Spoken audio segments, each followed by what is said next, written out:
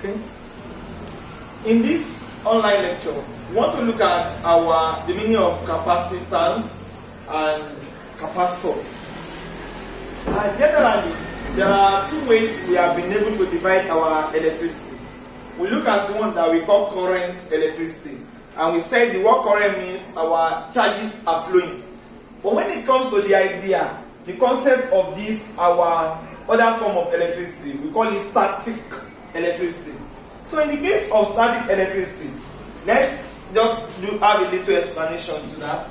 Imagine you are having a flat surface, like the surface of my marker, then I place an object here, there is a tendency that the object does not move, that it stays.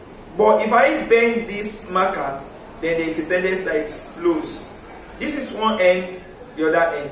A terminal, the other terminal. For this object to flow, the terminals one must be higher, one must be lower, meaning they must have two different potential energy. This is the idea of Alessandro Volta, for him to say the difference between the potential here and here, that he called potential difference, which we later honor him by calling voltage, is that charges will only flow whenever there is difference between the potentials. What about if we make it to be equal, like this? When this and this are at equal level, nothing will flow. Imagine you pour water on the surface that is like this. The potential difference between here and here is 0. So if there is no potential difference, nothing will flow. Therefore, we divide our charges, our electricity, into two. We have a case whereby charges will flow, and in that case whereby charges will flow, we call it current. One end, the other end. Whatever is here will flow. But the other case, we make two of them to be having equal height. This and this end. Whatever we keep here will stay. So we call this one static electricity. We are storing charges. But this one, we want the current to flow, to do work at that instance. But here we store. If I call this one a terminal, and I call this one another terminal, the symbol for something like this that store our electricity, or that store our charges, we now call it a name, capacitor. The two ends are equal. Hence, this is the symbol for a capacitor. But in the case of current, one is higher, the other is lower. So this is the symbol for our source of current electricity. So this is referred to as a cell, while this is referred to as a capacitor. Therefore, capacitor is just any device that helps us to store charges. A device that can store charges is what we call capacitor. How do we now describe this capacitor proper? I can now say that if I want to store charges in any capacitor is not like a battery, but then it doesn't have its own source. We have already made this thing, just like your bucket, you fetch water, you keep the water inside. Unlike a well, your cell can be compared to a well, a source of that water, while your capacitor can be compared to your storage tank, whereby you pump the water and you keep the water inside. So that means that I still need this type in order to come and pump my charges and keep in this type. So that means what we have here that we call cell, there is something we call potential difference, or what we call voltage. So that means that if I start pumping my charges from the voltage source called cell, I can now pump it and store it in the one that will store those charges for static electricity, and I call the name of this appliance, I call it a capacitor, like a power bank. So it means that I can now define what we call capacitance of a capacitor now.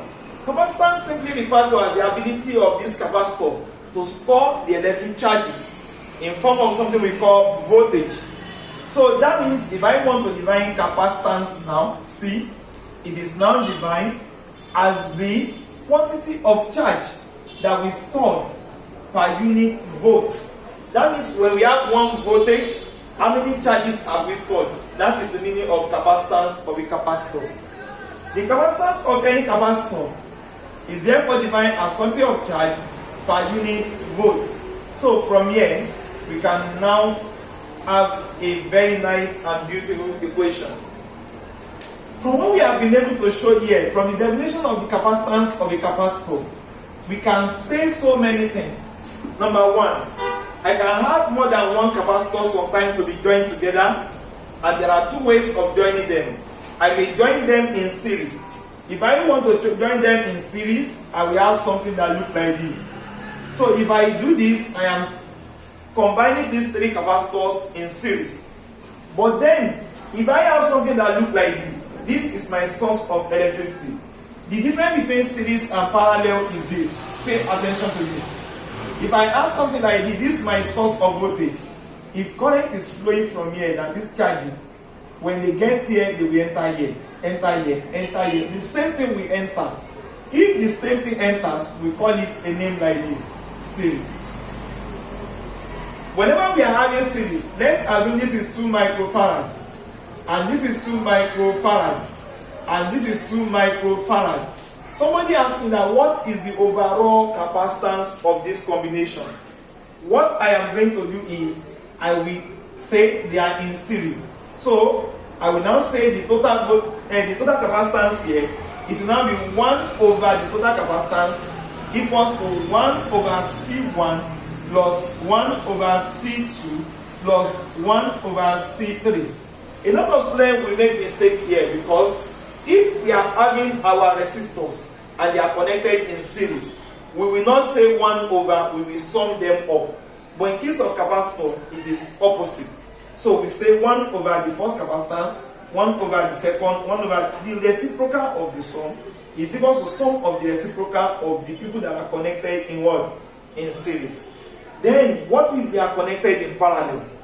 Like in the case of this example, if the current is coming from here, upon getting here, the current is confused. Am I to go here? Am I to come here? This place is referred to as a node.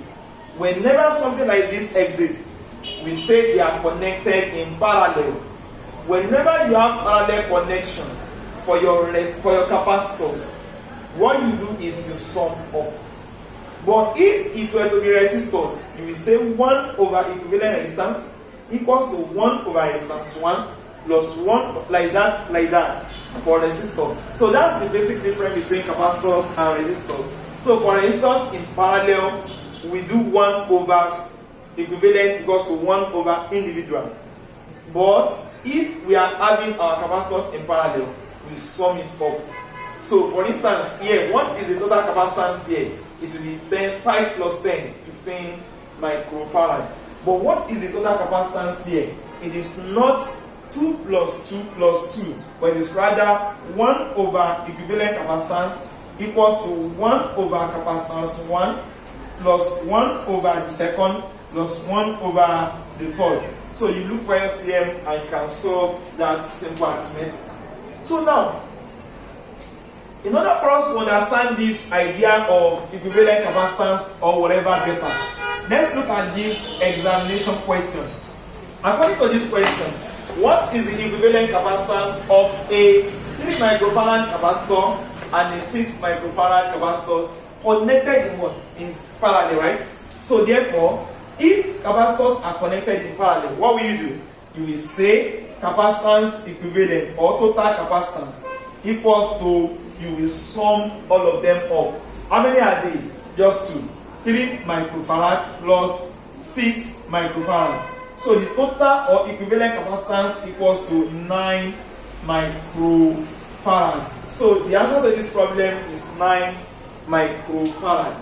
Let's look at our example 2. The diagram above shows 2 capacitors, P and Q, of capacitance 5 microfarad and 10 microfarad.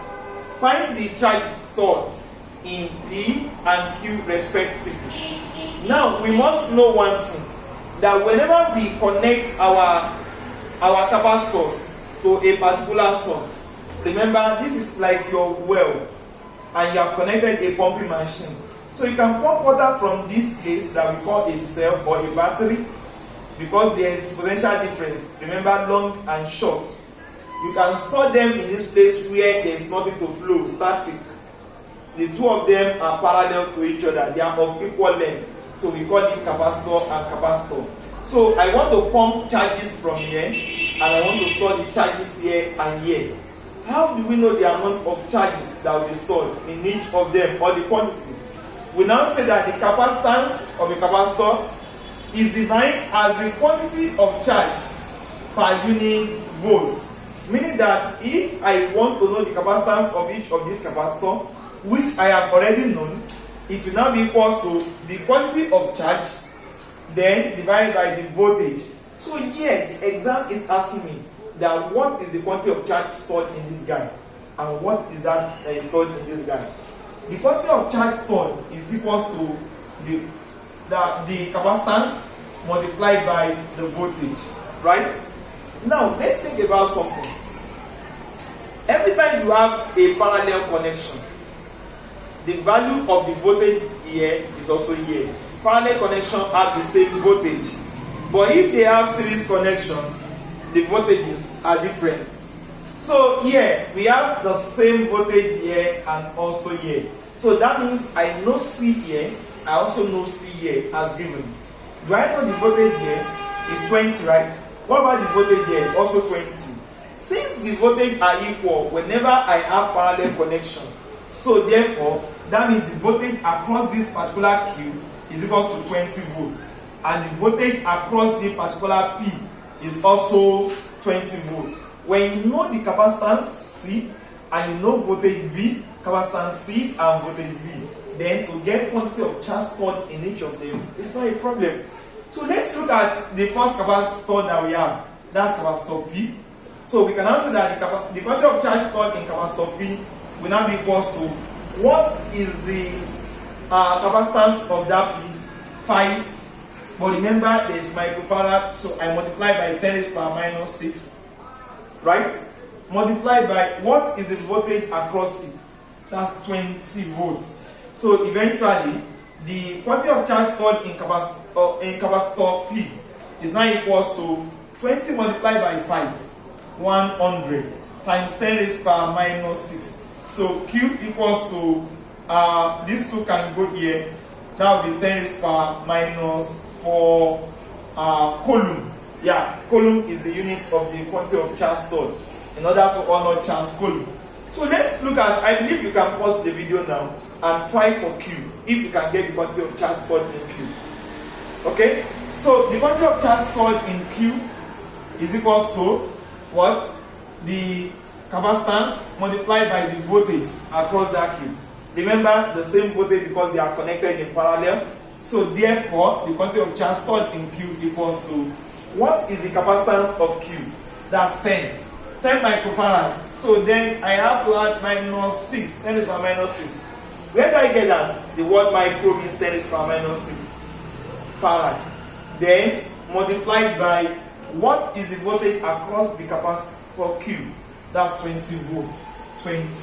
So therefore, the quantity of charge stored in capacitor Q is now equals to 10 multiplied by 20. That will be 200 times 10 raised to power minus 6. So 2 zeros should go. So then I can now say the quantity of charge stored in capacitor Q equals to 2.0 times 10 raised to power minus 4 coulomb. So that's the solution to that. So you can check our video on the first example that we have made in order for you to have a better knowledge of this. So we saw more examples, then you can drop questions that you have in our comment section. Best of luck.